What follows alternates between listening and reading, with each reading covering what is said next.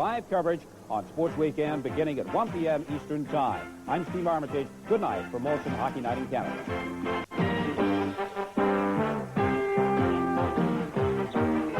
Molson Hockey Night in Canada on CBC.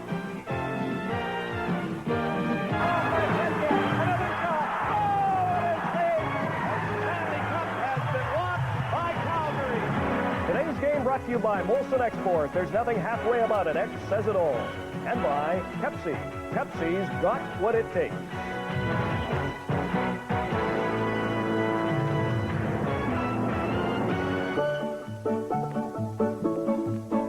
The scene today is the Stanley Cup champion Calgary Flames enter the Kiev Palace of Sport for their game with Kiev Sokol from the Soviet Eastern Division.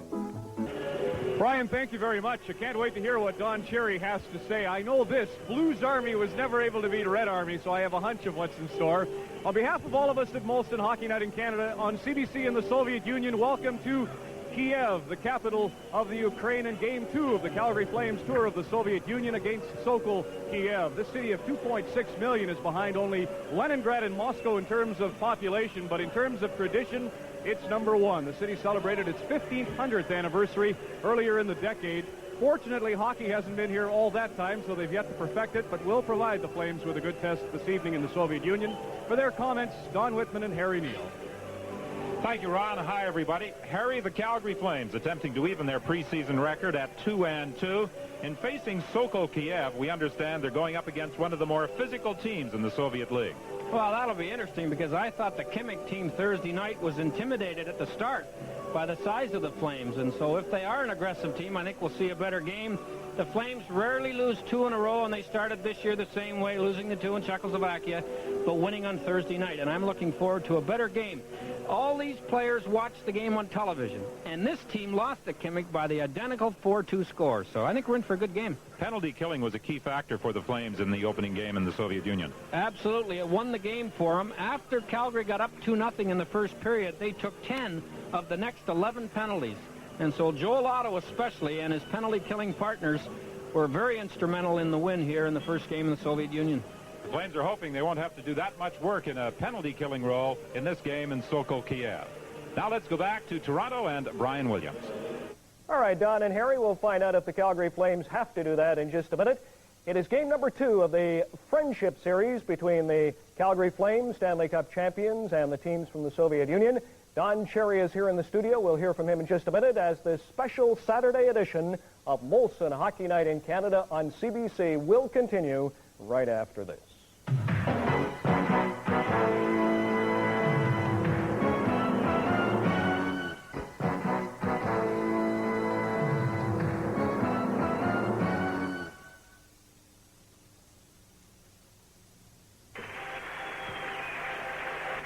Welcome back to Kiev and the traditional exchange of gifts taking place. And the Calgary Flames presenting Sokol Kiev with the white Stetson. The white Stetson, of course, has been a trademark of Calgarians for many years, and this is usually the gift that visiting teams, when they arrive in Calgary, receive, visiting dignitaries receive. And the Flames have brought the white Stetsons with them to the Soviet Union, and they have presented them to the opposition teams as they line up at their respective blue lines prior to the start of the game. And, of course, the gifts were presented to the Flames as well. Young ladies attired in traditional costume, making the presentation to members of the Calgary Flames. Flowers presented to the Flames as well, something I'm sure that caught many of them by surprise. Well, they got the same treatment at Himmick, and I know from talking to a few of the people in Himmick, the players there were delighted to get a white Stetson with a Calgary label on the front of it, and I'm sure the boys here from Kiev will feel the same. There's the trainer, the younger Murray, collecting the roses to take to the dressing room, because they don't want any of those flowers on the bench once the puck drops. No, it is a friendship tour, but the Calgary Flames are still intent on winning this game, and Rick Wamsley will start in goal for the Flames. Mike Vernon is not dressed. The backup tonight will be Steve Gannett, and Gannett is expected to share the goaltending assignment with Rick Wamsley. Wamsley split goaltending duties with Mike Vernon in the first game in the Soviet Union, that 4-2 victory in Leningrad 2 nights ago. Igor Liba of Czechoslovakia is the referee for tonight's game. The two linesmen are from the Soviet Union. You've noticed, Don, that they haven't had a Russian referee yet. The Swedish referee did the first two games, the one last night in Moscow and the one Thursday in Himik, and now we have a Czechoslovakian. Yury Shundrov in goal for Sokol Kiev. Terry Crisp has dressed 22 players for this game, but Al McInnes will probably be used just in a penalty-killing capacity, and the extra forward being Tim Hunter, and he isn't expected to see a great deal of action. From the face-off, the puck coming back into the neutral zone. Zinov'ev plays it up along the boards to Kulabukhov. He couldn't do anything with it, and the Flames fire it back into the Soviet zone. Trying to move it out is Malkov. He gets it ahead to Stepanischev. He couldn't catch up with it. Dumped in by the Soviets. Walmsley leaves it at the side of the net for Nieuwendyk. Nieuwendyk is out there with Makarov, and on the wing is Gary Roberts. This line intact from game one. As a matter of fact, this line produced a goal just 31 seconds into the game when they played Himik in Leningrad on Thursday night. A crowd of about 6,000 watching the action here in Kiev. In the center ice area, the fans reacting, thinking there should have been a penalty called as Stepanischev was spun around. Here's a long shot right on by Malkov, the first shot on goal, and it's picked up by Saverin. Saverin moves it out into the neutral zone. McClellan, who did not dress the other night, plays it back to his own line to McCrimmon. Dumped into the Soviet zone, back to the net. Jim Hunter gets it out front. McClellan moving in, takes the shot, the rebound. Hunter got it to McClellan got it to Gilmore. Gilmore attempting to jam it in, and the goaltender Shundrov was down to cover up. Well, the Calgary team's quite a bit bigger, and here's what might happen all night long, as you see the great body check thrown there to create this chance. Kiev has 6 forwards that are under 180, none that are over 200. Calgary has 6 forwards over 200, and only 2 under 180, Gilmore and Fleury. Saverin plays it back into the Soviet zone. Lubnin takes it behind his own goal. Up on the wing, Krovyakov couldn't intercept. The puck goes loose in the neutral zone. Saverin knocked off the puck by Sinov. Broken up, however, by Doug Gilmore, and he slides it down the ice.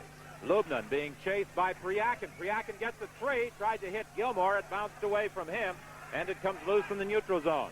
McCrimmon has it for Calgary. He plays it cross ice to Saverin. Lead pass. He was looking for Gilmore. It was broken up by the Soviets. Now Krovyakov gains control. Off the boards for Gilmore. Gilmore cross ice. Coming out of the players' bench to pick it up is Suter. He has to go back in his own zone with Natras. Natras on the right side for Ranheim. He had a goal the other night in that 4-2 win. Ranheim steps into the Soviet player heavily into the boards, back of the net. The Soviet player is hurt.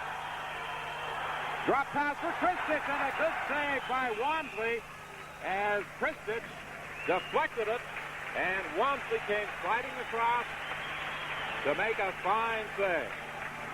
Kristich is the 20-year-old who's the only player in this team that's been drafted by a National League team. And he was drafted by Washington, 120th overall. And David Coyle and Jack Button of the Washington Capitals are here to see him play. Washington, who are also in the Soviet Union, they do not play here in Kiev.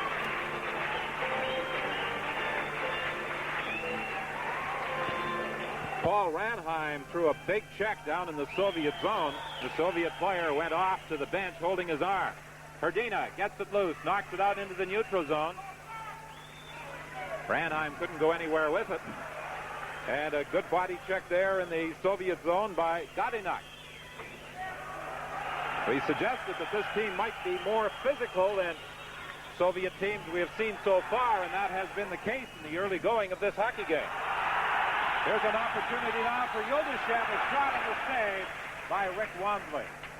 Well, one thing this team's doing more than Nimick ever did is shoot the puck. The Nimick team kept passing it and never getting good shots away. No score in the first period. Paul Baxter, the assistant coach, on the bench for the first time in a National Hockey League capacity. Jim Poplinski in across the line. Puck taken away by Alapov. Alapov moves in with Gorbushin. Gorbushin is checked. It comes back into the neutral zone. Alapov tried to hit a teammate at the blue line, intercepted by Johansson. Johansson for Calgary dumps it in. There is no delayed offside as they are playing international hockey rules. So as a result, the whistle goes with Jim Poplinski in across the Soviet line. Well, the Calgary Flames are definitely playing much more aggressive tonight than they did at all in the first game. And I think they heard the same report we did, John, that this is an aggressive Soviet team. And they are about half the size of the Calgary team. And if they're going to be aggressive, they're going to have to. Roger Johansson played very well, I thought, Thursday night. And, of course, he's used to these big ice surfaces, and that ought to help him. The Flames are just now beginning to get a feel for the larger ice. Murzin flipping it in. Shundrov stops it at the side of the net. The Soviets fire it down the ice. 3:45 is the time played so far in the period. The puck comes loose as Murzin had to take a strange bounce off those end boards, and it slid right in front of the net. And Wamsley almost got fooled in that one as the Soviet player was driving in and almost slipped it past him. Puck in the neutral zone. Kulabukhov knocked off the puck as Murzin gets it ahead to Poplinski. Poplinski dumps it up on the wing, too far for Otto, and going back after it, Ovchinnikov. Ovchinnikov on the left side to Stepanischev. He's taken in against the boards by McCrimmon. Neuendijk trying to play it out of there, couldn't. Saverin steps into his man back of the net. The Soviets gain control, a centering attempt, and the puck goes loose. Shiryaev trying to center it, nobody there. Back to the point, taken by Zinov'ev. Zinov'ev flipped it back of the goal. Tim Hunter tried to get it out. Zinov'ev managed to keep it in. And now Makarov moves it ahead into the neutral zones, and Neuendijk. Neuendijk over on the wing for Tim Hunter. Hunter stops in the corner, back to Neuendijk. Neuendijk behind the net, trying to get it out front. Makarov couldn't get a shot away. McCrimmon manages to keep it in at the point. 5:08 gone by in this still scoreless opening period. Finally, the Soviets clear the zone. Stepanischev, who had lost his helmet, flipped it out. Lubnin behind his own net.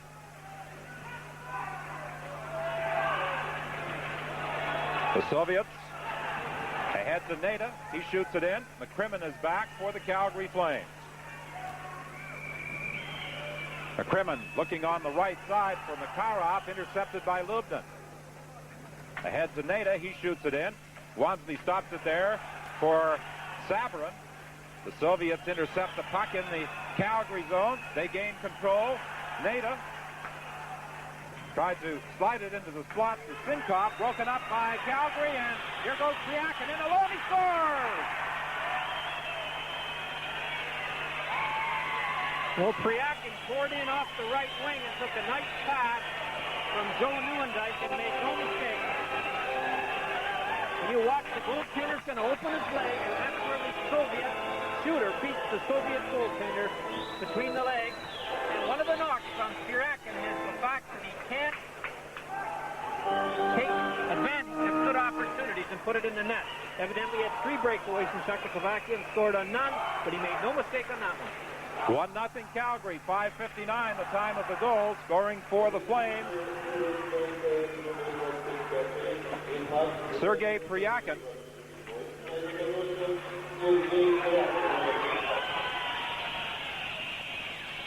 They have not yet announced an assist on the goal. Priakin moves it ahead to McClellan. McClellan into the slot area to Suter. Suter is stopped at the line. And the Calgary Flames retreat in their own zone to try and set up. Natras off the board. Gilmore couldn't handle the pass. Kristich has his pass intercepted by Priakin. Something we saw from Himmick the other night, Harry, was a lot of drop passes. As a matter of fact, they may have established a record for drop passes. No such thing in this game by this Soviet team. Well, it's a nice ploy, but I think it was overused completely Thursday night, and they dropped it from a good scoring position to not looking good and on about 8 of 10. There's Priakin, who really, although we don't treat him as a newcomer because he was in Calgary so long last year. He only played 2 games during the season and 1 in the playoffs. So he's a rookie in every other aspect except he had a nice, calm, slow adjustment period, one that Makarov won't have. There was no assist given on the goal by Pryakin. They're not very liberal with assists. Hrdina trying to get it out front to Fleury, and it was broken up by number 5, Gorbushin. Well, there should have been 2 assists given, John.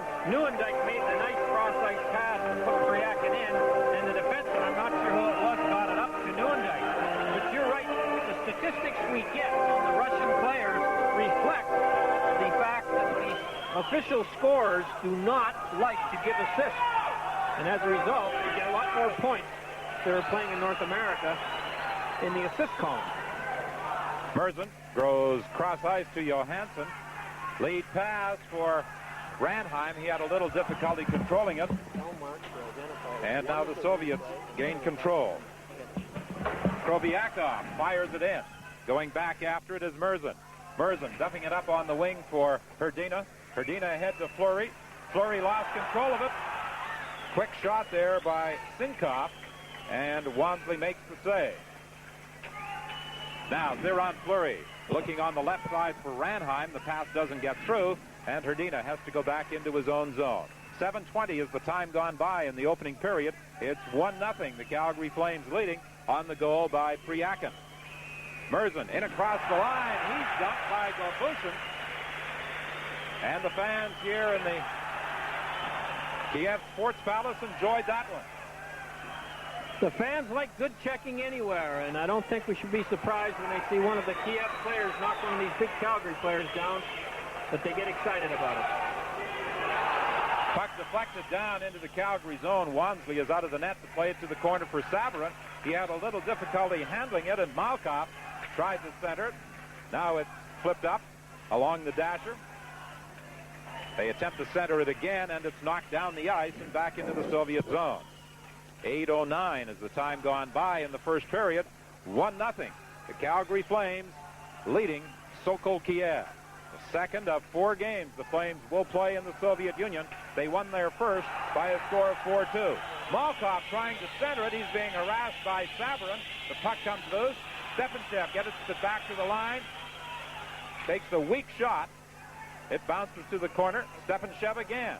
Cutting right out in front. The puck is loose and knocked away just at the last moment by Mark Hunter. He breaks out now with Poplinski. Poplinski to McCrimmon. McCrimmon in across the line trying to get it back to Poplinski. Broken up by Ovchinnikov.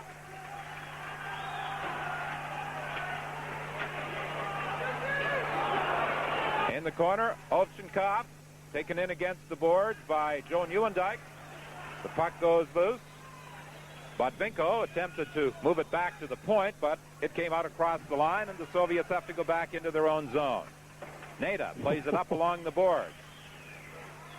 Sinkov unable to get it out on his first try, and finally does play it out into the center ice area.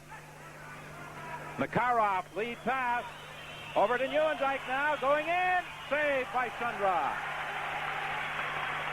Rink-wide pass for Sinkov. Sinkov in across the line, tried to handle the puck, thinking perhaps of dropping it back, but there was nobody in position, and it was knocked away from him. Sinkov gets it again for the Soviets. Now it's Nayda, bumped in against the boards. Comes loose to Nieuwendyk. He had a little trouble picking it up, and Suter circles back into his own zone. Over to Natras. Natras lead pass for Gilmore. Gilmore going back to the net, tried to throw it out the short side, gets it again. Taking that pass from Tim Hunter. Now Makarov back at the line, knocked off the puck, and it goes into the center ice area. Makarov goes to the bench as the Calgary Flames complete their line change. Tim Hunter couldn't do anything with it. It slipped out into the center ice area. There's a penalty coming up here. Doug Gilmore will be going off as he upset the Soviet player Burkanov at the blue line. 10:21 is the time gone by in this first period. We're going to see on this replay here that Joe Nieuwendyk tried to do the same thing Pryakin did. Beat the goaltender in the breakaway through his leg.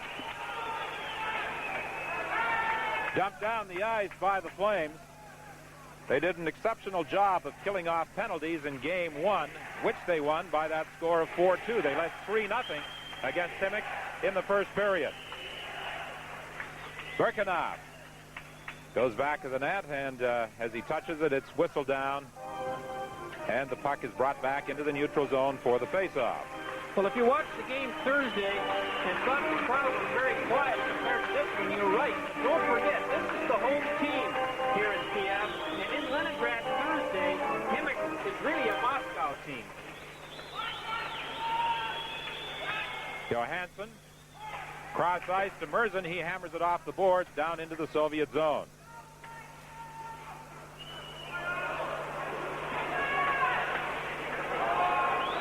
In his own zone, Godynyuk having a little trouble handling it. Gives it back to Gorbushin. Ahead to Burkanov. Burkanov in across the line. Play broken up. Kristich picks up the loose puck to Burkanov. He was looking out in front for Yuldashev. Pass didn't get through. Now Yuldashev has it in the corner. Back to the point to Gorbushin. To Yuldashev. Yuldashev centering it. Here's an opportunity for Kristich. It was knocked off his stick by Murzin and slipped down the ice. Nice passing by the Soviet power play. They got it to one of the two men in front of the net that was being covered by the one Calgary defenseman, which is an impossibility, and as a result, a fumbled pass cost the Kiev team an excellent chance to score. Ovchinnikov coming out of his own zone for the Soviets. Stepanischev had his pass broken up by the Flames, and Nat was in his own zone. Now was checked, it goes loose. Malkov cross ice, but there was nobody in position to accept his hard pass. Gary Roberts brings it out to center ice, drops it off to Suter. He takes his time before flipping it down into the Soviet zone. Well, the Calgary Flames are picking up where they left off Thursday with this excellent penalty killing. One opportunity, and hit. Here's Gary Roberts stealing it, going in. The save by Shundrov with just 5 seconds remaining in the penalty to Doug Gilmour. Doug Gilmour now out of the penalty box. He stepped into the Soviet player just as he came in across the blue line, and he was able to spin Kulabukhov around as he was looking for that pass. 12:36 has gone by in this opening period. Calgary leading 1-0. Kryakin has to wait for Gilmour to get on side, and then the pass goes off a skate, and the Soviets gain control. Sinkov in his own zone. Rink-wide pass for Zinov'ev. Zinov'ev is stopped in the neutral zone. The Soviets like to use 5 players as a unit at all times.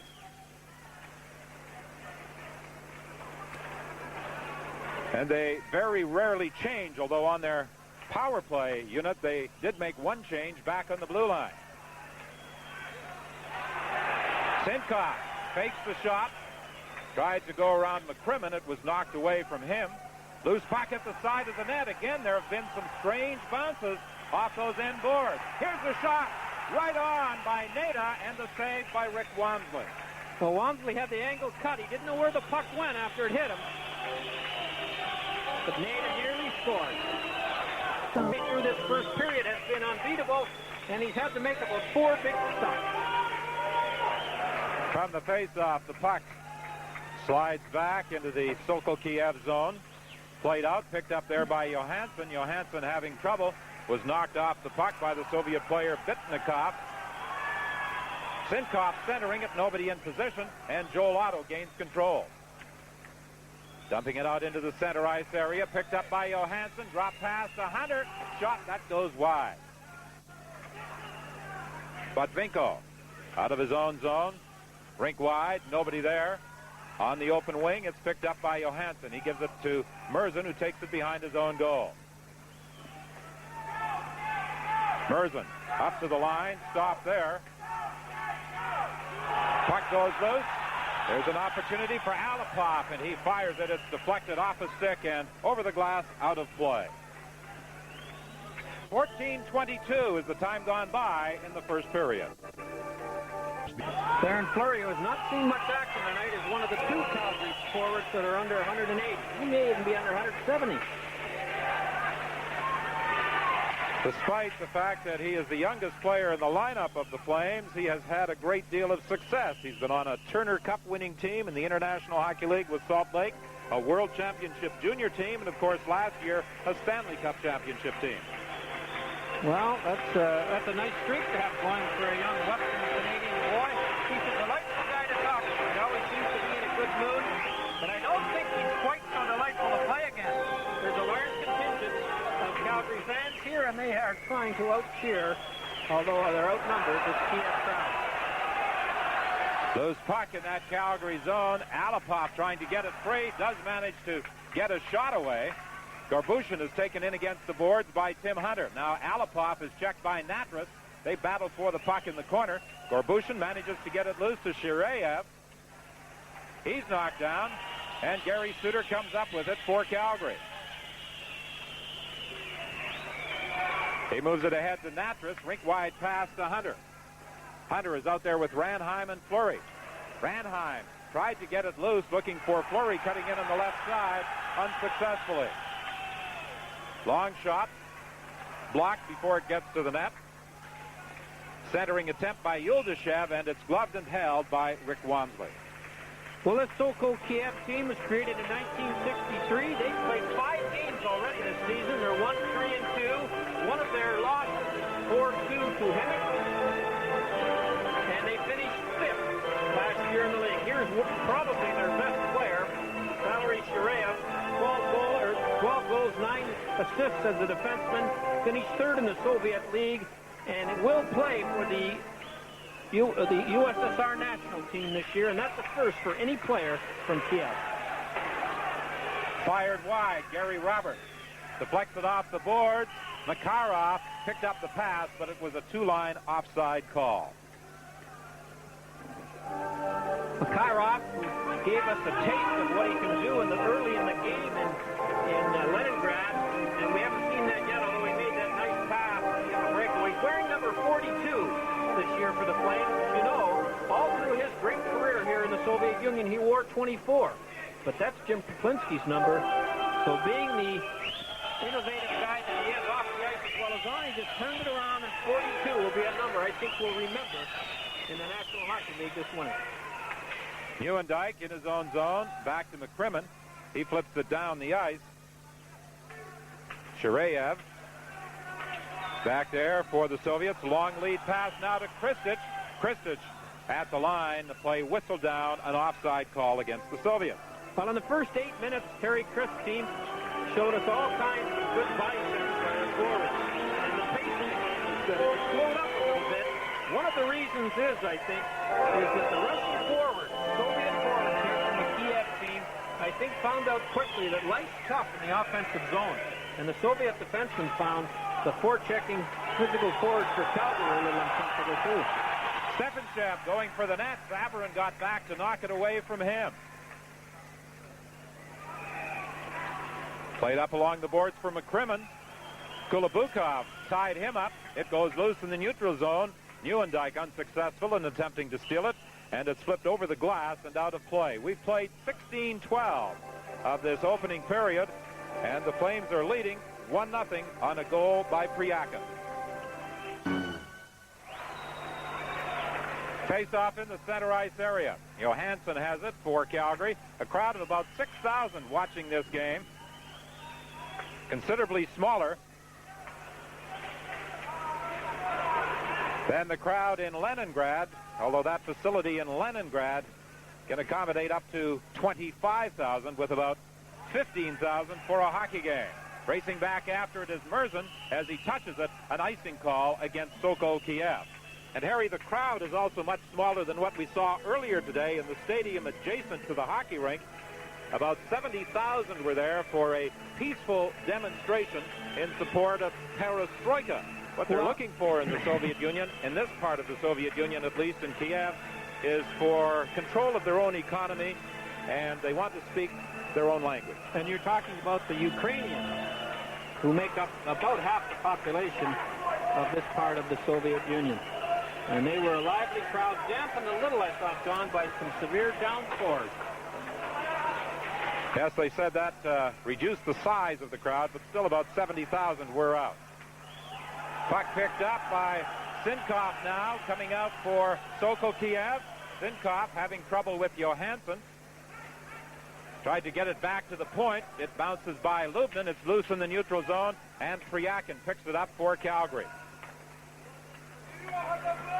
17:15 is the time gone by in this opening period. 1-0. The Flames lead it on a goal at 5:59 by Krovyakov. Jim Poplinski, the Flame captain, centering it. Gilmour, cross ice, score! Hunter! Well, Mark Hunter really let go with a hard shot there. The goaltender had no chance at all. Nice pass to Gilmour after the turnover right here. You can see that the Soviet defenseman has got two guys. Number 14 for the Soviet, Shiryaev, stood there at attention and took no one. As a result, Hunter had a free shot 15 feet out, and Mark Hunter can score. This Calgary fan, a little tired waving of the flag there, I think. They've led a tough fight, the Calgary fans over here. They've taken advantage of every second in the USSR.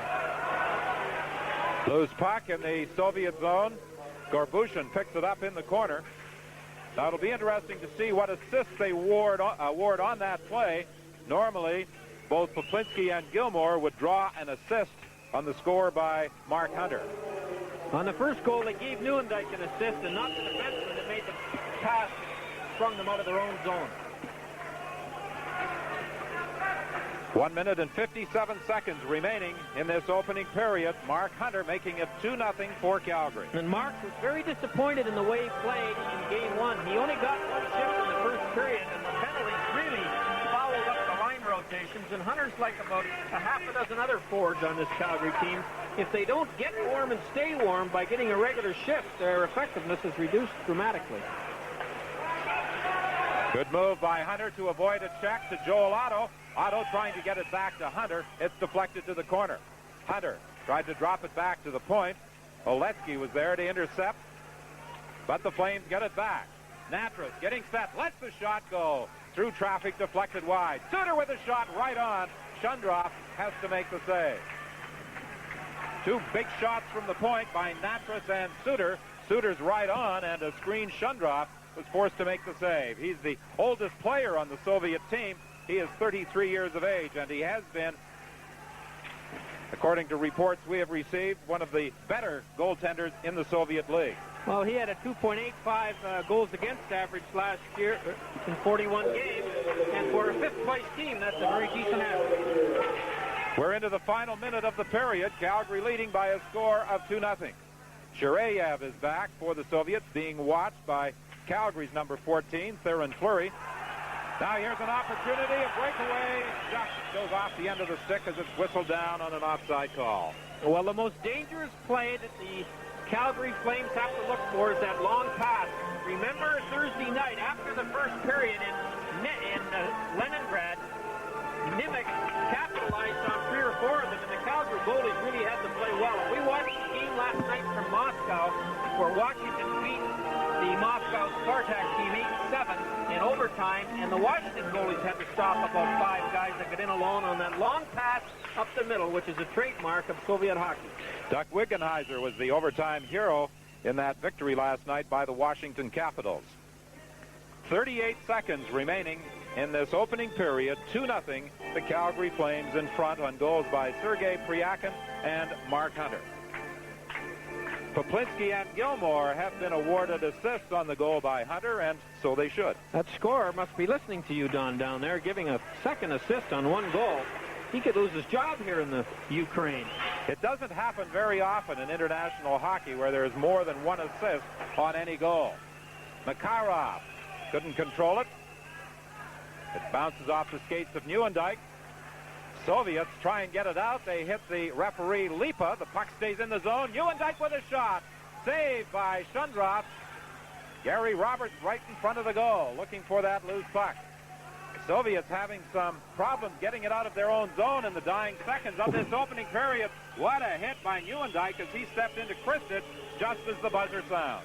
Joe Nieuwendyk is throwing about 4 good body checks, and if Calgary want to keep throwing the checks they throw in the first period, they're going to win this game going away. The Russian team is too small to take many of them. 2 goals in the first period for Calgary at 5:59. Krovyakov from Nieuwendyk, and then at 17:32.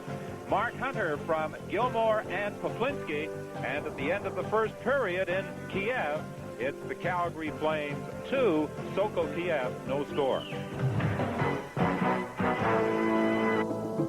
Kiev is the capital city of the Ukraine. It is known for its Baroque architecture, and this is the Cathedral of St.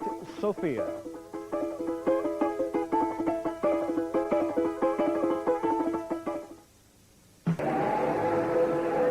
Welcome back to Kiev. Rick Wamsley, the starting goaltender for the Calgary Flames tonight. He played the second half of the game in Leningrad on Thursday night and was beaten for both goals in the 4-2 loss to our 4-2 victory over Himik.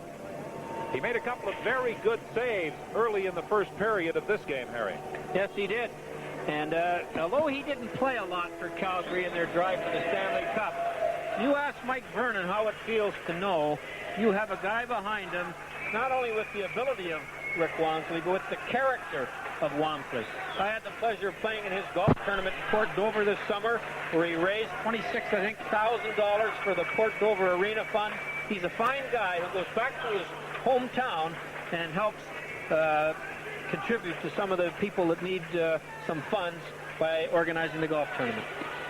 Our next game, Soviet Union, although the Red Army team bears little resemblance to the team we have seen in the past with the number of players who have gone on to the National Hockey League. Fetisov, Kasatonov, Makarov, Larionov, Krutov, McGillney. Wasn't that the green unit, those 5?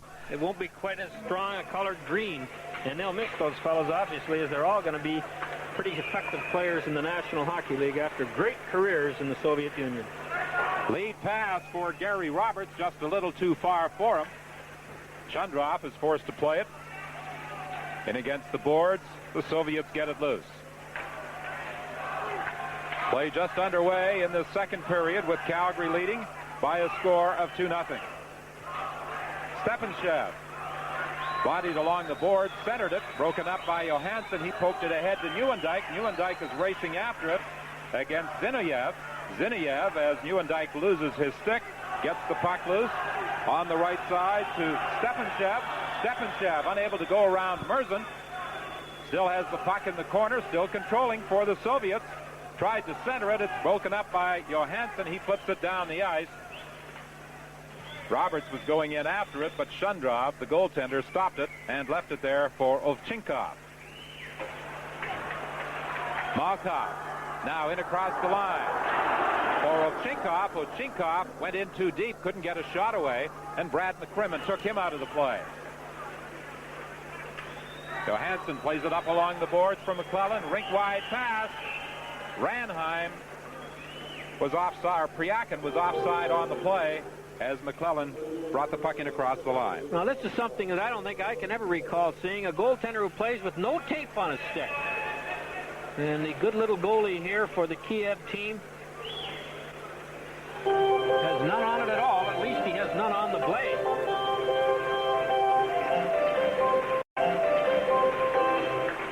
Yury Shundrov, the oldest member of this Sokol Kiev team, 33 years of age, but one of the better goalies in the Soviet National League. Gilmore manages to keep it in. He made a nice pass to Mark Hunter for that second Calgary goal. Sinkov now for the Soviets. Trying to go around Sabrin, slides it out front, it's up and score! Nayda! Well, Sinkov made a nice play to get his nose around Sabrin and then threw it back out in front. There were 2 Flames and 2 Soviet players, but as you can see, reaction pretty soft on the Soviet forward to score.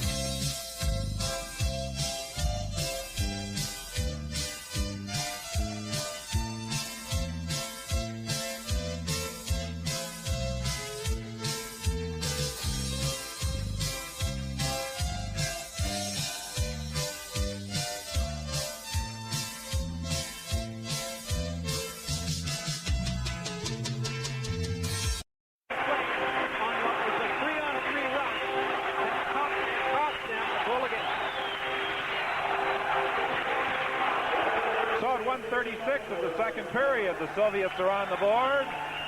A 2-1 lead for the Calgary Flames. Hrdina in the corner is checked. The puck comes back to the line. Long shot by Natras goes wide. Gorbushin picks it up in the corner. And with that goal by Nayda, the crowd comes alive. In the neutral zone, a battle along the boards. Picked up by Yuldashev. Pass broken up by Ranheim at center ice. Ranheim leaves it there for Fleury. Fleury fires it in. Puck bounces to the far corner for Hrdina. Attempted to center it. Intercepted by Gorbushin. I guarantee you, Don, that the Soviet coach told his players that they better be on the other end of a lot of the takeouts if they want any part of winning this game. And early in the second period, they've thrown all the body checks and scored the only goal. Suter with a long shot wide. Kristich gains control in the corner, then he loses it. Poplinski attempted to center it for Joel Otto. It was broken up by the Soviets. They clear the zone. We've played 2:49 of the second period. 2-1 is the score. Here's Kristich taking a return pass. And it just went wide as Wamsley came sliding across. One too many passes, perhaps that close to the net. But the pass across to give the Soviet player the chance was in the air, and he couldn't knock it out of the air. Yuldashev falls, losing control of the puck, and Natras gets it out of the zone. Zinov'ev circles back in his own zone for Vasilenko. Long lead pass to Oleksy, a shot right on, a backhander. Wamsley handled that one. The puck goes loose in the corner. Yuldashev couldn't do anything with it. Now Makarov picks it up. Rink wide pass. Roberts looking for Neuendijk in front. He was tied up. The puck goes back to the Soviet net. Makarov and Neuendijk along the boards. Makarov gets it back to the line to Johansson. Back to Makarov. He couldn't handle it. It's loose in the corner. Neuendijk battling in there with two Soviets. Makarov comes in to help out. Makarov, rink wide for Murzin. Murzin scores! What a beautiful pass! Makarov spotted Murzin racing in from the point, hit him with a perfect feed, and it's 3-1. Well, that was a brilliant pass right here. You see, Murzin takes off. Makarov, like all the great players, see it. And he puts it in the net. And the Calgary fans, and a very enthusiastic flag waving by this gentleman who looked like he was going to die on the flight coming from Leningrad to Kiev, is happy with the 3-1 lead the Flames have built up on a nice goal by Murzin and a better pass by Makarov. One of the reasons those fans are having problems on the flight for an 8 o'clock departure, they were up at 4 in the morning to get that flight. Some of them didn't get an opportunity to go to bed before traveling from Leningrad to Kiev. Stepanischev is checked by Doug Gilmour. He got back nicely to become involved in the play. Kulabukhov attempted to take a shot. It was blocked by a Flame, and the puck comes out into the center ice area. We've played 4:38 of this second period. It's 3-1. Tim Hunter collided with Doug Gilmour. Stepanischev with a shot. It goes wide. Tim Hunter is down. And out. Play continuing on, and finally the whistle goes as the Flames touch it and fire it down the ice. Bearcat Murray coming out to tend to Tim Hunter. He was involved in that collision with Doug Gilmour. Well, you wouldn't think that Hunter would be the guy lying there after running into Gilmour, but I'm sure that Tim Hunter did not see Gilmour. And Gilmour, and the result is the bigger, stronger guy has rarely moved. The referee took a long time to blow the whistle, but in all fairness to him, the play was down all around the Calgary net, and the referee was behind the net on the icing line. And was trying to make sure nothing was going wrong in front, and about 160 feet away, number 19 lay fairly still, but he looks like he's moving. Pretty tough to keep this guy down for long. Tim Hunter, who played his junior hockey with the Seattle Breakers, the first Calgary native to play for the Flames. He's a valuable member of this hockey club in a heavyweight capacity. He looks like he might have been winded more than anything. Not very often you see Hunter struck to his feet. Harry, the trainer, asking Tim Hunter why his voice is now a soprano. I think that was the problem. Terry Crisp had moved over to talk to him, and Hunter said, "I'm okay." Of course, on this tour, one of the problems with so many dressed is that they haven't all been getting as much ice time as they would like. Here's a shot fired wide by Kryakin. Now Gilmore moving in alone. It hit the post. Dana Merzen attempting to keep it in at the point. It bounces free. And it's Botvinko back of the net, sliding it out front, and McClellan was there to intercept. Gilmore with a great opportunity to make it 4-1, whistling it off the post. Well, he had the goalie beaten up high to the glove side, but he couldn't get it on the right side of the goal post. Botvinko again, long shot, right on the rebound, and that's fired wide. Kryakin, who started the scoring for the Flames, moves it out into the center ice area. 5:53 has been played in this second period. Well, the Kiev team are skating much better this period and look like any jitters they might have had playing the defending Stanley Cup champions are over. Gildashev tried to throw it back to the point. It's intercepted and brought out, but there was a whistle on the play. A penalty coming up. Fleury and Kristich collided, and the sticks went up. And the referee is now over. I don't know whether he saw either one of those players and is assessing the penalty, or whether it was some of the action in front of the net. Terrence Fleury, who can be an awful pest, we all know, gave us a little demonstration that he hasn't forgotten how to do that over the summer. Well, Fleury and Kristich played against each other in the World Junior Championship 2 years ago, and the tournament was held in Moscow, and Canada won the gold medal. And it is Fleury who will be heading to the penalty box. I think he knew it all the time, Don, but he was going to see if he could intimidate the referee a little bit. And it looks like he gave this guy a little bit of a two-hander to see if the Russian equipment was any good. And as you can see, the trainer, that little Sunday school face of Terrence Fleury, isn't often the way he acts sometimes when he gets out on the ice. A fan favorite, a favorite of his teammates, and an awful enemy of his opponent. Here's the magic cup in Russia. Could be some of that Leningrad water. Nobody will drink it. It might heal bruises. Well, they tell us that the water is fine in Kiev, but not too many have been taking a chance. However, we have found the food to be very good in Kiev. Oh, yes. There's a little repair job being done on the bench in Kiev. And the trainers have been busy in the last 3 minutes. And for some of us, Harry, drinking the water and avoiding the food might be a better idea. Shot from the point, they score! Zinov'ev! I don't know whether wrongfully was screened on that at the last minute, because normally he'd have picked that off. But the trouble started when they lost the draw. And there's the shot. And you can see that both the Calgary defenseman, I think it was Knapp, and the Kiev forward went across in front of Wonsky just about the time the puck was arriving. Rick Wonsky, I think, heard that one go by and did not see it. But this turned out to be as good a first part of the second period as we enjoyed the first period. Zinov'ev, the goal scorer, with that blast from the point. And it's 3-2. A power play goal just 6 seconds into the Fleury penalty. This is an icing call against the Calgary Flames. Well, as you know, 6:29 is the time gone by in the second period. 3-2 is the score. The coach of the Sokol Kiev team, Anatoly Bogdanov, he watched the game between Calgary and Himik from Leningrad on television the other night.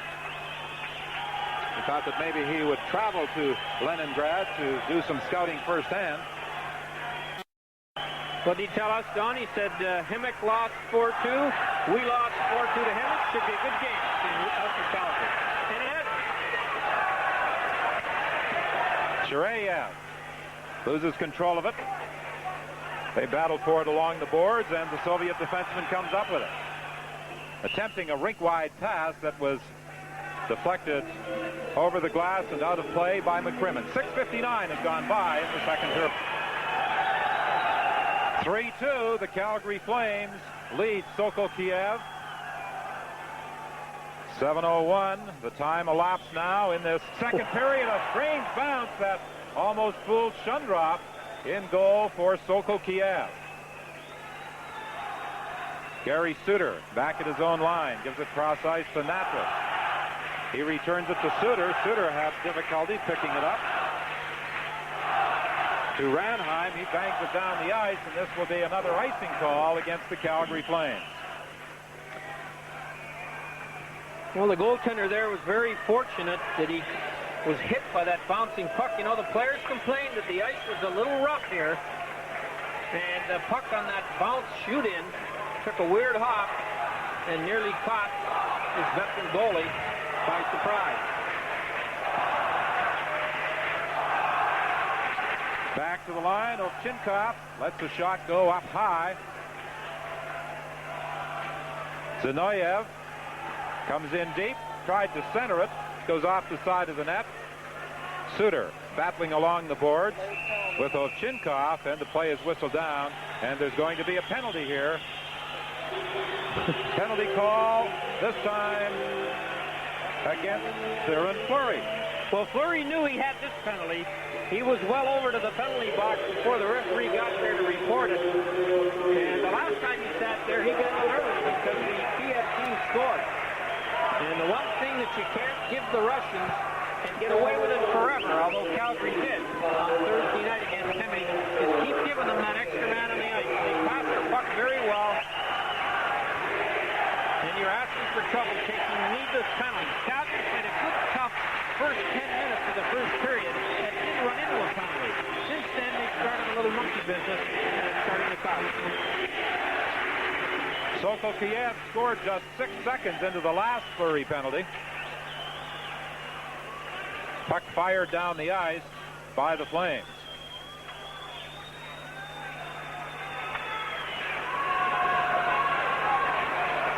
Long lead pass up to the blue line.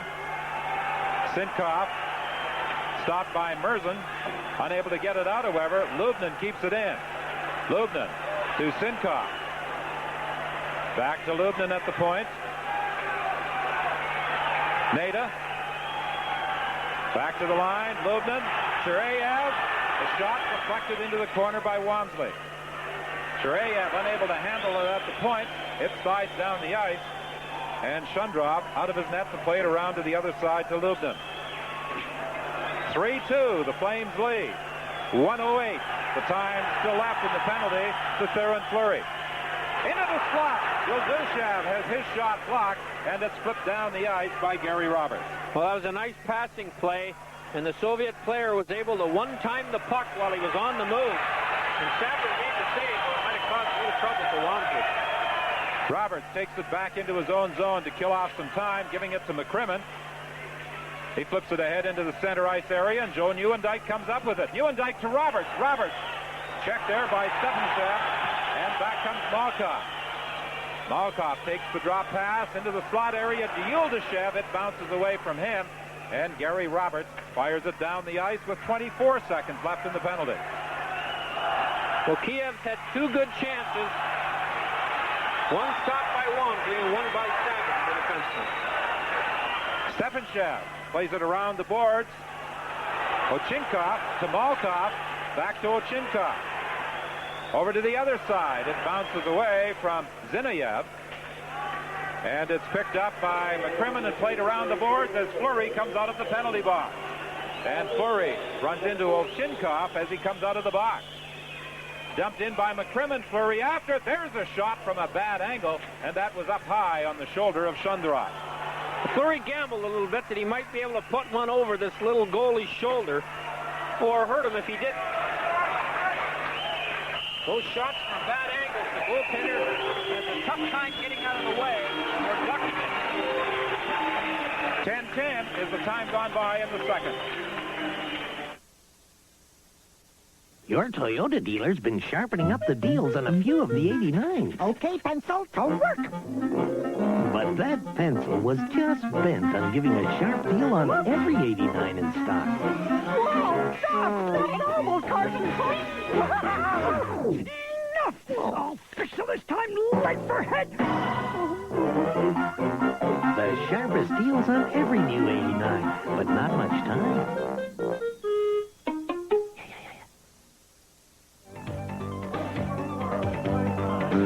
The athletes in the city of South Korea, the Olympics 1 year later, September 24th at 8 p.m.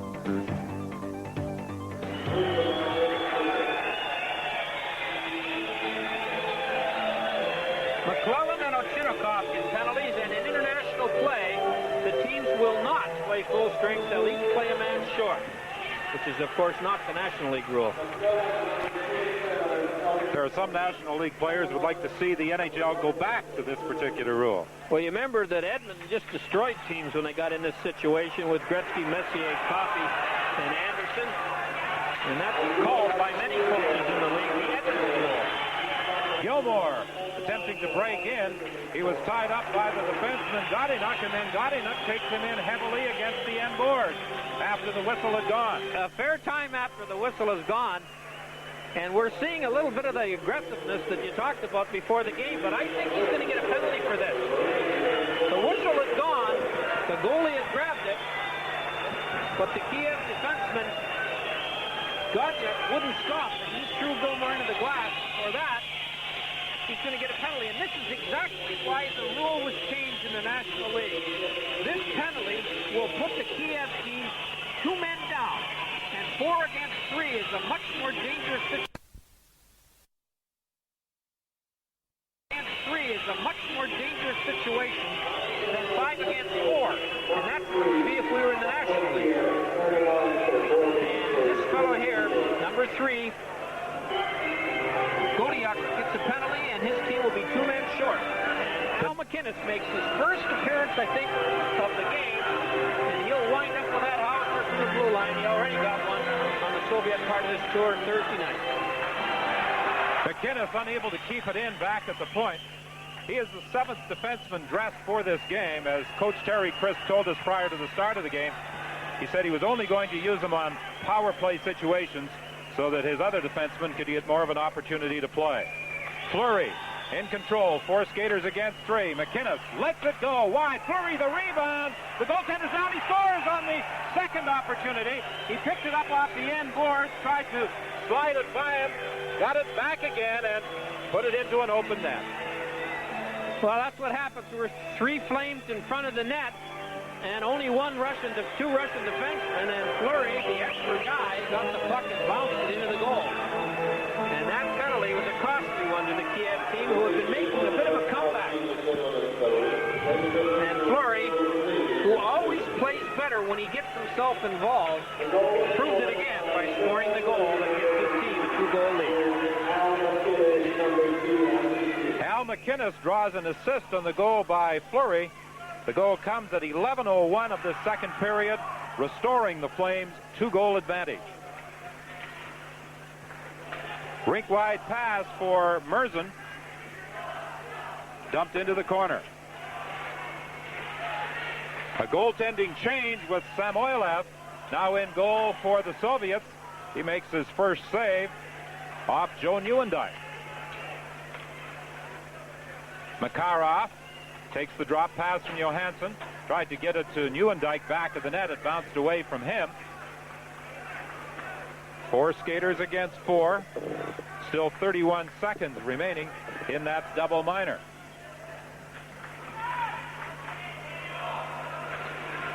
Chakray moves it ahead. Long shot that Kulabukhov has deflected high up into the stands. And here's the new Russian goaltender who took over at the 10-minute mark, or just before the 10-minute mark, Samoylov. And he was tested very quickly with a shot that he handled. And in this, what could be classed as an exhibition game, will give him a chance to play. As the old-time goaltender there, Shundrov, played 41 of the 44 games last year. Larry Crisp indicated that he would be using his two goaltenders, Rick Wamsley and Steve Gannett, an equal amount in this game, but we have passed the midpoint of the second period, and so far Gannett has remained on the bench. Wamsley, the goaltender. Well, Gannett's got his mask and both his gloves on. Unless he's afraid of one of his buddies shooting one into the bench, he's ready to go on the ice. Maybe Crisp is reading this clock wrong. As you know, they go the other way here. There's Gannett. He's ready to go. The Flames got him for a 6th-round draft pick from Pittsburgh last year, and he finished the season in Salt Lake City. Good glove save on the shot from the point by Wamsley. And here's the stop right here. Wamsley makes. And Wamsley's been sharp. As usual for him, he's a pretty fair goaltender and has been on every team he's played with. I thought he did a great job in St. Louis when he was there. And when called upon last year, he was a good, strong goaltender. The icing is waved off as Samoylov had to handle the puck at the side of the net. And he holds it there for a face-off. Not dressed for the Calgary Flames, in addition to goaltender Mike Vernon, Colin Patterson, Jamie McCowan, and Bergqvist. McCowan and Bergqvist have both been bothered by the flu. McCowan didn't even skate this morning, and evidently Bergqvist, this was his first. There's Vernon. He's got some flowers he's taking to the dressing room. The Flame players have their wife here, and he'll present that to his wife for sure when he gets back to his house. Shot fired into the paths of goaltender Wamsley by Oletsky. Picked up by Fleury. Fleury dodges a check in the center ice area for McClellan. McClellan attempted to leave it there for Fleury as he was spun around, but it's knocked down the ice by the Soviets.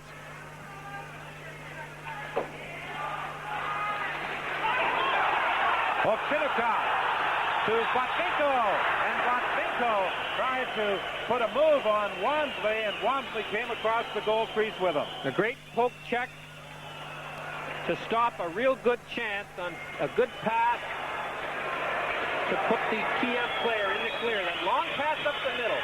Boy, the Russian teams all over this country know how to do that better than most, if not all, North American teams. Ovchinnikov coming out with Nayda. Pass over on the wing for Vasilenko. He couldn't control it. Suter goes after it in the corner for the Calgary Flames. 13:23 is the time we played in the second period here in Kiev in this second match of the Friendship Tour for the Flames. Mark Hunter with a shot right on, and the save is made. Another blast from the point, and that one deflects off a stick and goes up into the crowd as Natras let it go from the point. 13:39 has gone by in the second period. Steve Gannett, with 1/3 of the second period left, replaces Rick Wamsley. And in the game Thursday, as well as this game, in the first period and 2/3, the goaltending for the Flames has been excellent. At the blue line, Kristich is hit by Natras, and back come the Flames. Poplinski stopped at the line by Shiryaev. Puck into the slot area for Suter, who was racing in from the point. He was tied up, couldn't get a shot away. The Soviet centering pass, and that goes off the skate of Yuldashev and just went wide. Mark Hunter flips it in. Joel Otto goes into the corner after it. Round the other side to Roberts. Shiryaev gets to the puck first. He gives it to his defensive partner, Lubnin. Lubnin is hit by Roberts. Shiryaev on the right side for Verkanov. Verkanov knocked off the puck, and the Calgary Flames come back. Neuendijk weaves his way in across the line, drops it for Makarov. Makarov, a couple of nifty moves. There's the shot, the save by Samoylov. The puck loose in front of the net. And diving out of it and holding it for a face-off is Samoylov, and that's another rule.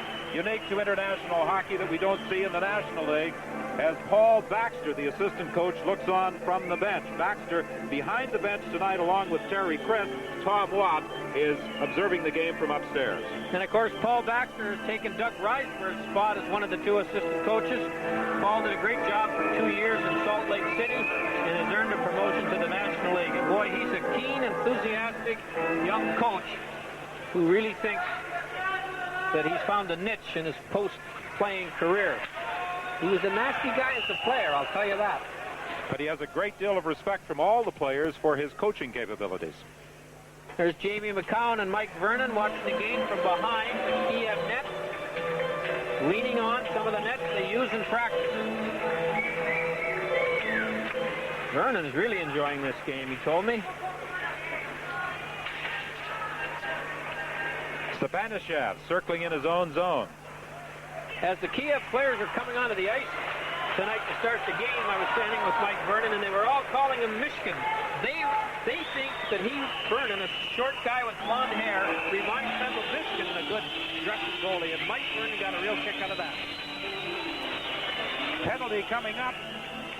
McCrimmon, it appears, will be going to the penalty box at 15:15 of the second period. Again, we point out that the time clock in the Soviet Union counts up to 20 minutes rather than down from 20 minutes as we are accustomed to. So it is the time gone by we are giving you rather than the time still to play.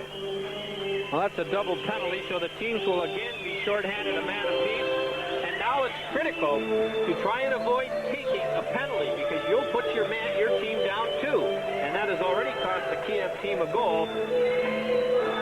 And this is the rule, this is the situation that the rule in the National League avoids, and that is that you are attempting to get somebody to take a bad penalty so you can get into the 4-on-3 situation, which is almost as successful as 5-on-3. Stepanischev coming out for Sokol Kiev, firing it into the Calgary zone. Malkov getting it back to the point to Ovchinnikov. He couldn't get a shot away as the Flames clear the zone.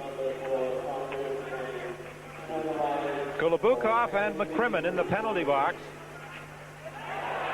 Stolen by Kryakin, and Samoylov managed to make the save. Kryakin has it again, back of the net. Getting it loose for Gilmore. Gilmore moves back to the line. He was forced to move outside the line as he was being bothered there by 2 Soviet players. Now he gets the pass to Kryakin, to Johansson. Johansson, the new Swedish player on the roster of the Calgary Flames on a regular basis on this tour. Gilmore to Kryakin. He was looking for Johansson. Johansson was turned around, not expecting the pass. Stepanischev for the Soviets. Soviets making a change. He tries to go rink wide. It's intercepted by Fleury. Good anticipation by the Calgary center. Now with some good speed going for the net. Taken in against the boards by Gorbushin. Taken down by the Soviet defenseman as he attempted to go to his backhand. Now Stepanischev comes back for the Soviets. Takes the shot right on. The rebound loose in front of Gannett, and it's cleared to the boards by Natras. Soviets gain control again. Godynyuk moving in. A shot right on. Gannett makes the save, and the loose puck is brought back by Ranheim. Ranheim goes rink wide for Fleury. Fleury in against the boards. Checked there heavily by Gorbushin. Gorbushin and Fleury were involved in an altercation earlier. Fleury's got most of the Kiev players very upset with him. The penalized players back on the ice with 17:19 remaining in the second period. Alipov centering it. McCrimmon grabs it and starts back for Calgary. Too far for Roberts. Lubnin in his own zone leaves it for Alipov. 4-2, the Flames lead. Sokol Kiev, 17:39 is the time gone by in this second period.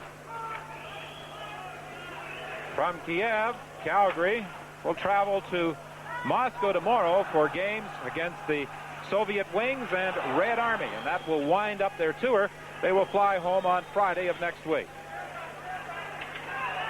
Gary Roberts, rink-wide pass for Makarov. Makarov drops it back. Suter with a shot. and that one didn't get through as it went off the leg of a Soviet player. Gary Roberts intercepts in across the line. He was just unable to get it to Joel Otto, who was all alone breaking in.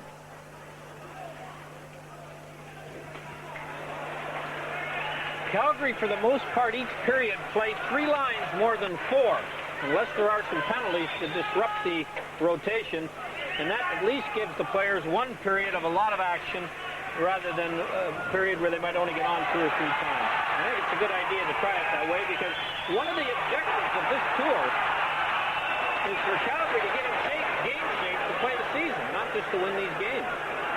Goldashev had moved into position to take a shot, but Burkanov was in the net. Shot by Joel Otto, and the save by Samoylov. Samoylov made a nice stop on a good, hard, well-placed shot by Joel Otto, 29. We're into the final minute of the second period. Calgary leading by a score of 4-2. Zinov'ev was stopped at the line. The puck goes loose in the neutral zone.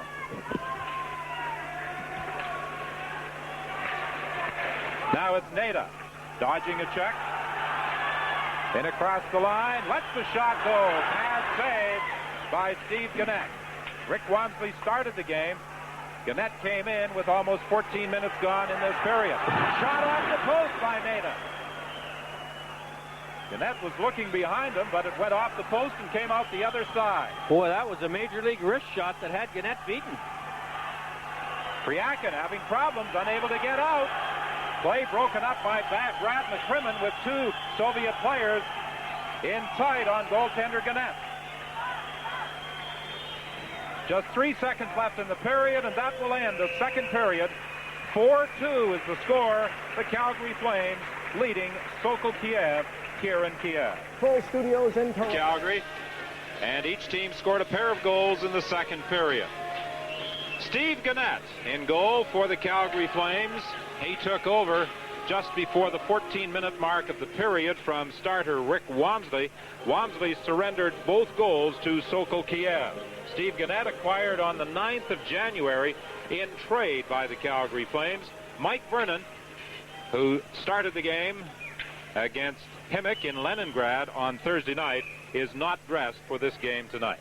And I think it's only fair to comment that this Czech referee, Mr. Liba, has been far more tolerant than the referee Johansson was in Himik on Thursday and last night in Moscow, as he gave Washington Capitals a ton of penalties in that 8-7 overtime victory for the Caps over Moscow Spartak. Some very questionable calls in that game last night, but the Capitals managed to win by a score of 8-7. And David Poyle, the general manager of the Capitals, is in attendance at this game, merely interested in watching the play of number 8 of Sokol Kiev, Dmitry Kristich, who was drafted by Washington in one of the latter rounds of the 1989 amateur draft. This is a Soviet ploy. When they're behind going into the third period, they don't start the clock. So they give the whole team a little more time to come from behind to get a victory. Nobody on the Calgary team has noticed it yet. Now Paul Baxter is signaling to the players on the ice that the clock hasn't started.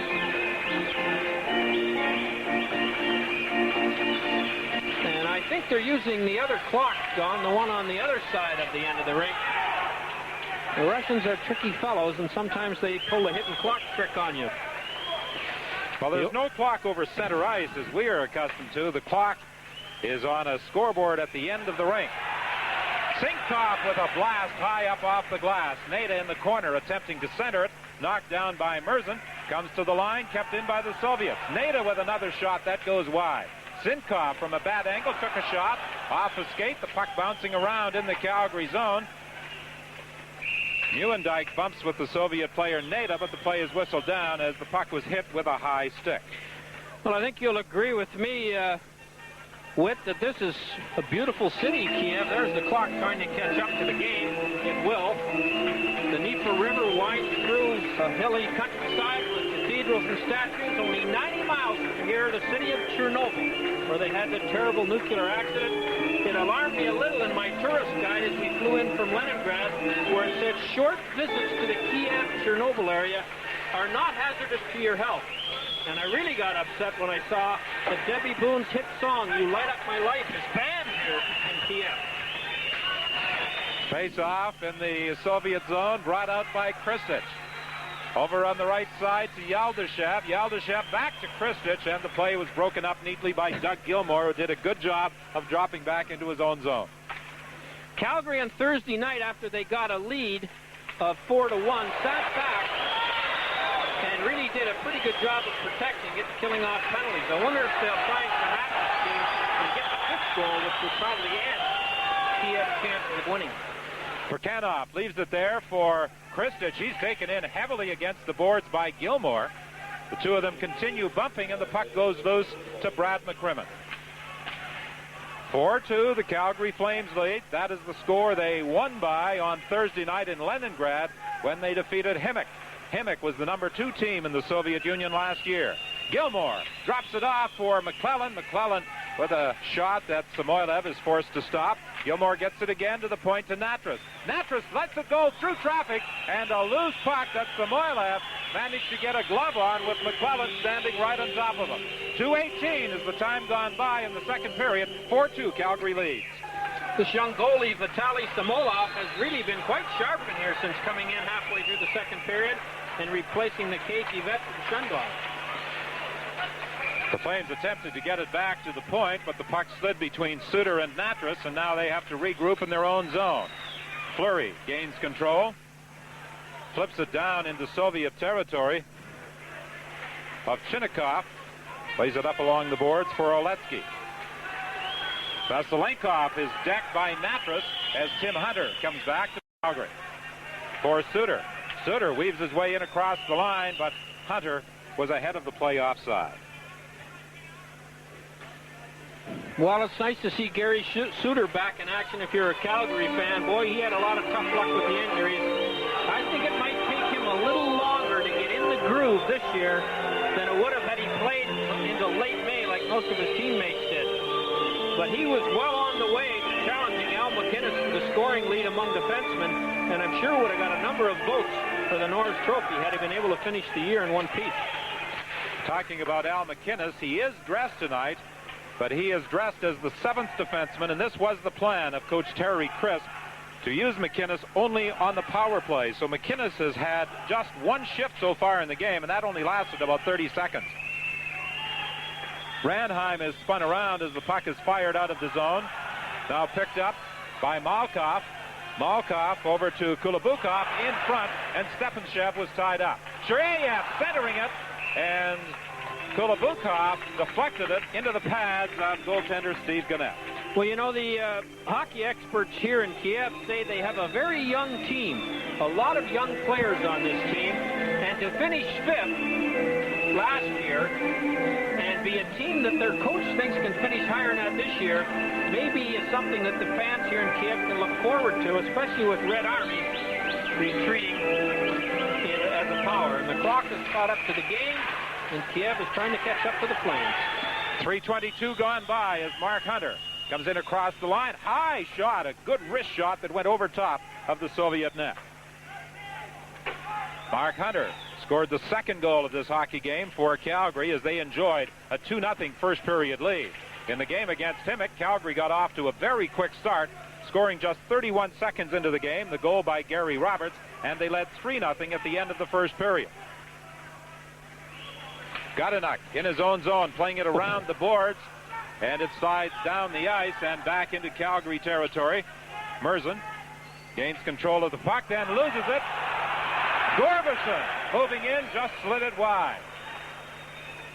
Centered for Nayda. He was tied up by Mark Hunter, and here comes the captain, Jim Poplinski, in on the right side, bumping with Godynyuk.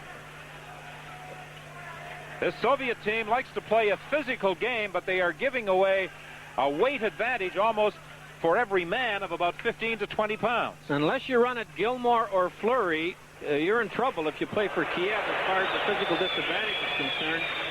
Number 3, Godynyuk has been one of the more impressive defensemen, and he was a member of the Junior World Championship team in Anchorage last year, along with number 8, Kristich. And Kristich is the player that was driving for the net, but he was tied up, and the puck never got through to him. Neuendijk in across the line with Roberts and Makarov. The puck slides to the net, but neither could get their stick on it as it was deflected behind the goal. Zinov'ev plays it up along the boards, kept in at the point by Savarin. Now Zinov'ev gains control. He moves it ahead to Kristich.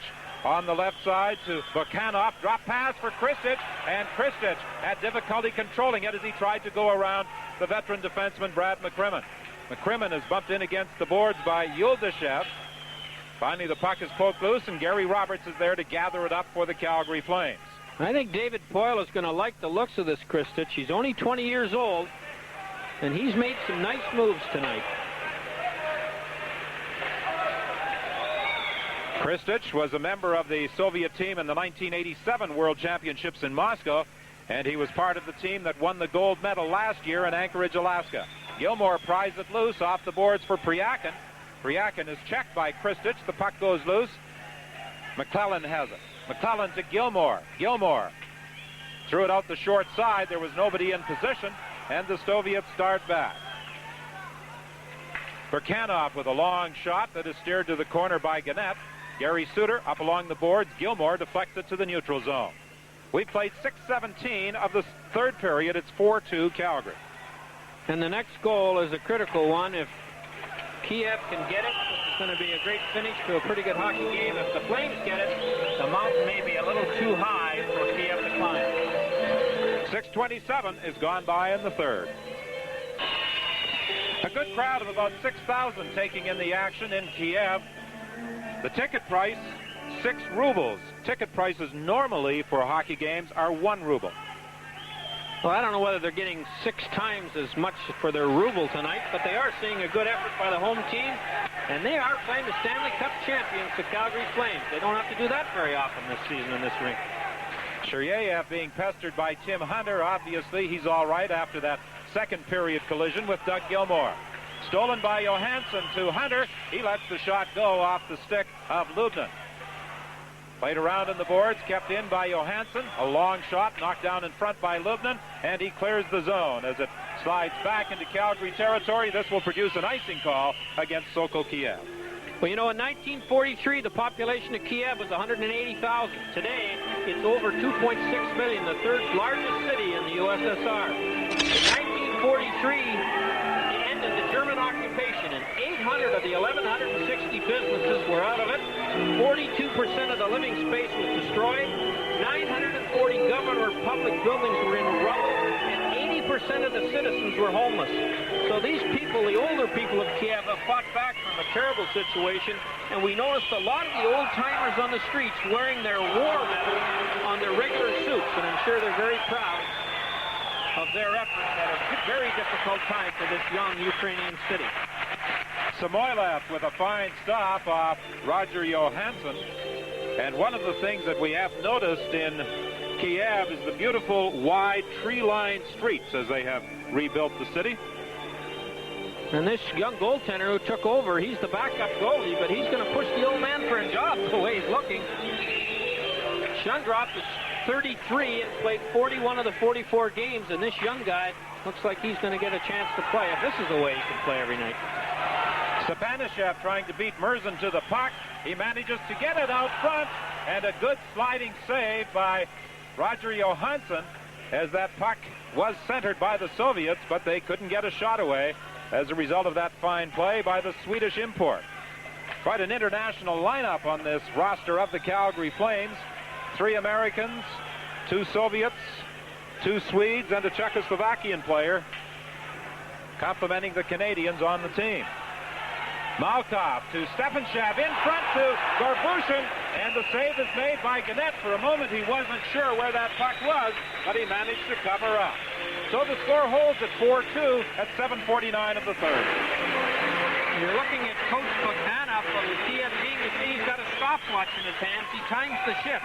He stands in front of his players. And that is out of the page of Anatoly Terezov, who is the dean of coaches historically here in Russia.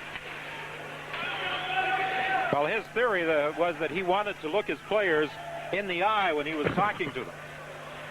Eyeballs, he said. We want those eyeball to eyeball conversations. We should see him in Moscow. I know Tom Watt, who knows him quite well, is quite anxious to see the old gentleman. And we'll try our best to see if we can get him on part of the show either Monday or Wednesday.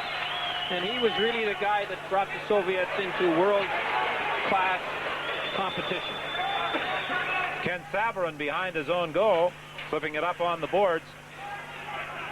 I refer earlier to your comments, Harry, about the referee Lipa of Czechoslovakia letting more things go in this game than did the Swedish referee on Thursday night in Leningrad, and it's been a much more physical game as well.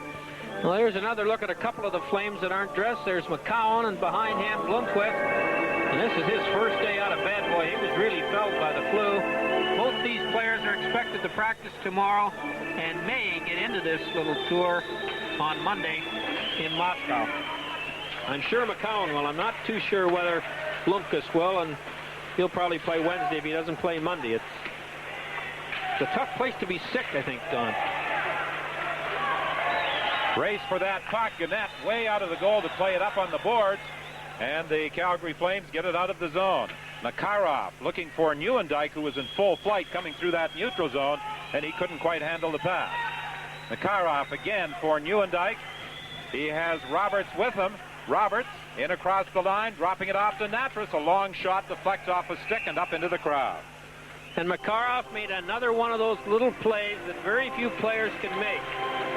Very aware of where everybody is on the ice, even the guys behind him, and he made a nice little play to give the Roberts a chance to slide it over to Natras for a point shot. And Natras, who was superb in the playoffs last year, especially in the final, finds himself like about three other Flame defensemen who stepped out of that Stanley Cup in a battle for a job.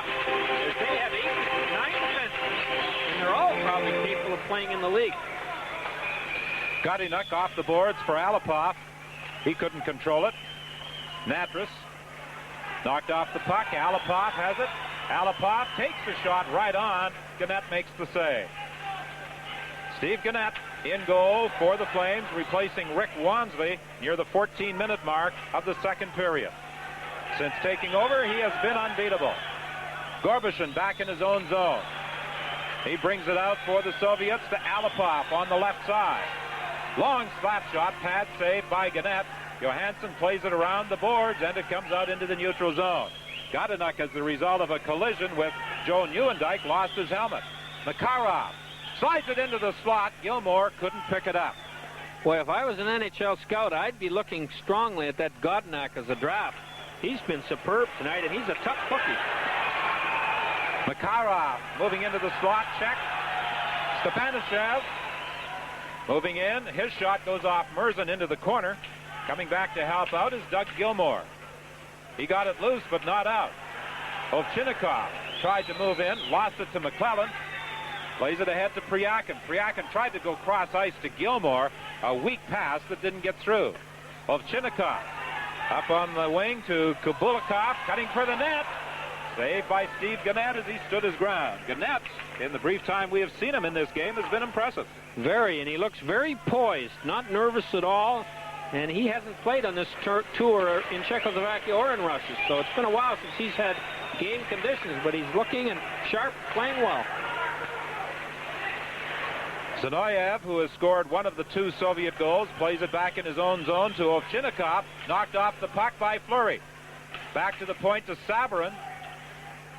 Saverin managed to keep it in at the line, then Priakin was dumped and the puck is fired out of the zone. Well, you have to give this Kiev team marks. They're outmanned as far as weight and height's concerned, but they're not out-hustled, and they don't mind taking the body. They take it. Good shot. Long shot from the point, and that one is kicked out off the stick of Shiryaev. As Harry said earlier, the top scoring defenseman on this Sokol Kiev team, Shiryaev. Pass on the wing to Ranheim. Ranheim trying to go around Shiryaev. He's knocked off the puck. It goes loose. McCrimmon into the corner for Hunter. Hunter is body. He and Nayda battle. It comes loose to Shiryaev.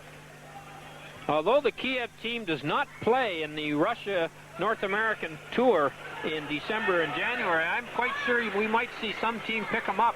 He's slated to play for the Soviet national team this year in the World Championship, and he's an impressive defenseman, number 14. In fact, the defense core for the Kiev team, as the six of them, have played very well, and they have played 6, not 8, the way you might think. And there is the fellow we're talking about, number 14. We played 12-16 of this third period. No goals so far in the third. It was 2-0 Calgary after 1, 4-2 for the Flames after 40 minutes of play.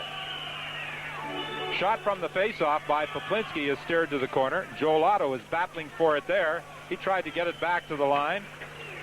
Mark Hunter helped keep it in. Poplinski looking in front for Hunter, but it goes off a stick to Shiryaev. Shiryaev not at all reluctant to cut in front of his own net when he brings it out of the zone. You want me to give you a list of good ones in the National League that used to do that? Serge Savard, Doug Harvey, Bobby Orr. When they had the puck, they'd go anywhere with it. Penalty is going to come up here to Joel Otto. Now that in the National League, John, would not be a penalty. And you watch Joel Otto right here. A cross-check, it's not a vicious cross-check at all. And I think in the National League he'd have got away with it. But he's so much bigger than most of the people he tangles with that it's pretty tough for him not to be overtopping a guy. Not only do they have Joel Otto in the box, but he is their premier penalty-killing forward. They are also without one of their better defensive forwards tonight in Colin Patterson. He is not dressed this evening again. We mentioned that Jamie McCowan, Jonas Bergqvist, Mike Vernon, and Colin Patterson are sitting this one out. Well, Doug Gilmour, number 39. What a trade that was by Cliff Fletcher. Gilmour was absolutely superb in their run to the championship last spring. Shiryaev, cross ice to Lubnin. He tried to fire it off into the corner to Nayda, and it was intercepted by Doug Gilmour. Not only has he contributed points offensively, he has been solid defensively in this game. Well, when your second leading scorer can play shift after shift against the other team's best center, you got a hockey player, and that's exactly what Gilmour does. Nayda, cross ice, and Zinov'ev all set to one-time it, and the puck bounced off his stick. Now, if Zinov'ev had had a deeper blade on his stick, the score would be 4-3. 1:10 remaining in the penalty to Joel Otto. McCrimmon in his own zone. Around the boards to Ranheim. He gives it back to McCrimmon. Zinov'ev got there first. Leaves it in the corner for Botvinko to the point. Now into Nayda. To Botvinko in front of the net. Shiryaev with a shot. Good save by Gannett. Another shot by Lubnin. The rebound. And Gannett covers up. Gannett has made several good saves in this third period. None better than on this power play. Well, he sure has been sharp, and the Flames have had more trouble killing penalties tonight against this team than they did Thursday against Kimmich. And here's a little flurry of shots that Steve Gannett would not allow to get past him. And he looks like he knows exactly where the puck is at all times. And there is Steve Gannett, who's also making his presence felt. I don't know how this team's going to cut down when they have to get to 23 or 24 guys. Some tough decisions facing Terry Crisp, Cliff Fletcher, and the other members of the Calgary Flame Brain Trust, the coaching staff, the assistants, Paul Baxter and Tom Watt, Al McNeil. Doug Riseborough. Lanny McDonald. They got enough guys voting on it anyway. Back to the line. Zinov'ev with a shot deflecting off a stick up into the crowd. Doug Gilmour has been out there killing off penalties and doing an admirable job for the Flames. Well, he usually splits the center position in the penalty-killing team with Joel Otto. Joel Otto's in the penalty box. So Gilmour, and one of his great assets beside his ability to play is his endurance. Boy, in the finals at the end of a long season, he was playing every other shift when the game got down to the short strokes, and he seemed to thrive on that kind of ice time, and it would have killed a lot of players in the National League, and he's the second smallest player on the Calgary team. But he may be as big as any when it comes down to who does what. And it was just over a year ago, early in September, that Cliff Fletcher was able to acquire him from St. Louis in that trade. Penalty to Joel Otto has now expired. The Flames back at full strength, and Otto steps into the Soviet forward Stepanischev as he attempted to bring the puck up ice. The Soviets try again. Stepanischev goes cross ice to Yuldashev, fired wide of the net. Loose along the corner. Malkov gets it loose. Yuldashev to Gorbushin coming in from the point. Couldn't get a shot away. He was tied up, and back comes Poplinski. And we're seeing more cases where the point men for the Kiev team jump off the blue line into the slot to try and reduce the gap of 4-2. And sometimes he's tough to cover. Penalty coming up to the Soviets at 15:33 of the third. Anatoly Stepanischev. It's 2 minutes for tripping with 4:30 to go in the game. This is a bit of a bitter pill for the Kiev team to swallow, because they have been coming on with some good chances. They just can't beat Steve Gannett in the goal for the Calgary Flames. And now they have to give up 2 minutes of the last 4.5, which is time they'd like to have to operate to tie this game. And Al McInnes gets his second shift of the hockey game.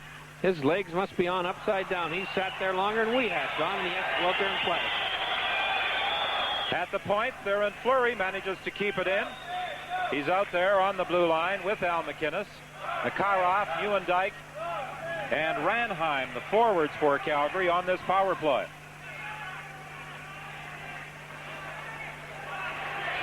Al McInnes was probably enjoying the game up until this point of the third period.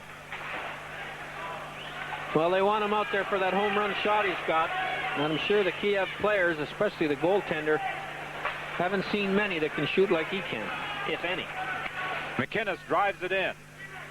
Neuendijk takes a hit in the corner as he attempted to pick it up. That was Kristich who stepped into him. Again, we point out he was the draft choice of the Washington Capitals, and general manager David Poyle is here watching him. The Capitals, here's a puck stolen by Mark Hunter, and he scores! Second goal of the game for Mark Hunter as he steals that pass in Soviet territory. A cross-ice pass, and Hunter picks it off. Well, it's not a great picturesque goal. Have a look at it. He was presented with the puck, and he scored it almost from exactly the same spot that he got the first goal as Sinkoff gave the puck away to Mark Hunter, who gets the second goal of the night. If you give Mark Hunter the puck 30 or less feet out, the goalie's going to have to be good to beat him. And twice that's happened tonight, and twice Hunter's won.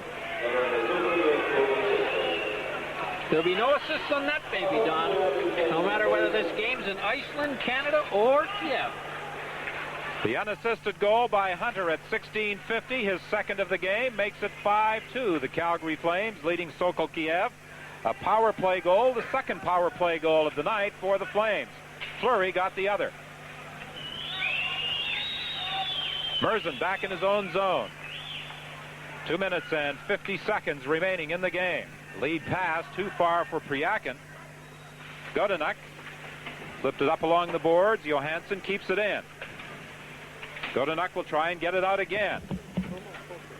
This time he gets some help from Oletsky, and it's cleared into the neutral zone. Loose puck with Oletsky having problems getting away from Gilmore. Gilmore finally does come up with it. Tried to go cross ice, and McClellan had difficulty handling it, and the Flames have to retreat in their own zone to try and reorganize this attack. Godynyuk now to Oletsky. Oletsky takes the hit, loses his helmet in the process as he is bodied by Johansson. And there's a penalty coming up against the Calgary Flames. Well, in professional football, that would have been called clotheslining, but they call it roughing here at the Kiev Sports Palace. And as a result, the Flames will finish the game with the exception of 3 seconds shorthanded unless Kiev scores. Joel Otto is out there with Gilmore, McCrimmon, and Suter in a penalty-killing role for the Flames. Nayda fires it in. McCrimmon gets there first along the boards for Otto, and Otto helps the puck continue on its way down the ice. Well, the Flames haven't been called upon to win this game by their penalty killing, but their goaltenders, Walmsley and Gannett, could easily qualify for stars 1 and 2 as far as the Flames are concerned. They've had to make some good saves, and I think the opposition tonight has been a little tougher than it was Thursday night in Leningrad. The game has certainly been played with more intensity. As it's dumped down the ice, Joel Otto going after it. Samoylov way out of his net to play it up along the boards.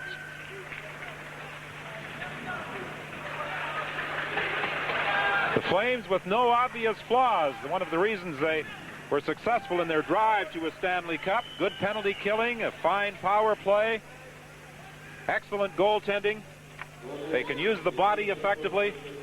They look as though they're going to be the power again in the National Hockey League in this 1989-90 season, which certainly isn't good news for their other opponents, particularly those in the Smythe division. Well, when your team gets that kind of goaltending, you got a real chance of being successful. And the goalie for Kiev is out, so now there's 6 skaters against 4. A tactic that's rarely used in Russia, pulling your goalie. Soviets gain control. Malkov cross ice. Kristich couldn't control that high pass. Zinov'ev to Kristich. Kristich bumped by Natras. The puck goes loose in the corner. Geldushev back to the line. Gorbushin to Stepanischev. To Kristich. Kristich moving in. Trying to go to his backhand. He's checked. The penalty is over, and so is the hockey game, as the Calgary Flames win it 5-2. Well, Calgary played a strong game, but their opponents were stronger than they were Thursday night, and I think the early body checking and early lead that Calgary deserved and earned in the first period meant the difference. It was just too tough to come from behind for this smaller but spunky Kiev Sokol team. Just 1 goal in the third period, a power play tally, his second of the game, an unassisted goal by Calgary's Mark Hunter. And so the final score, Calgary 5, Sokol Kiev 2.